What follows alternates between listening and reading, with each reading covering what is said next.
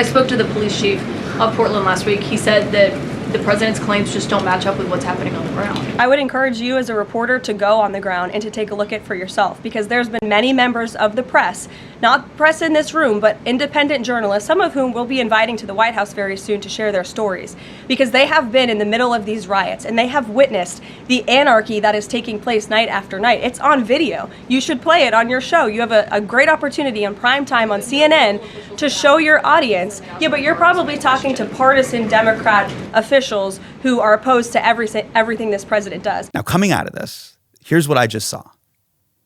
You present her with a verifiable fact. She then dismisses it. She then asserts something false and then implies you're a partisan hack. I see the content play there.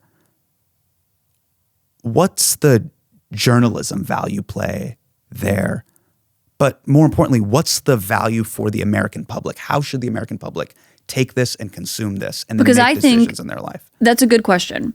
And I think that anyone watching that exchange, whether you are someone who believes the National Guard should be sent into every Democratic city, or you're someone who thinks this is a huge overreach of power and is worried about putting our military members on the streets of American cities to do things that they're not trained to do.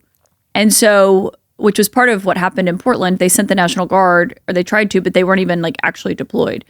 And so I think the value of that is whoever you are in that moment, watching that exchange, I think it's an unimpeachable question. Who told you that that's needed there? Like, justify your reasoning for wanting to send in the National Guard as an administration.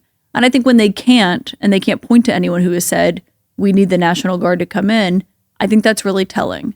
And I think that's an important moment, because I think regardless of where you fall on that, it says a lot.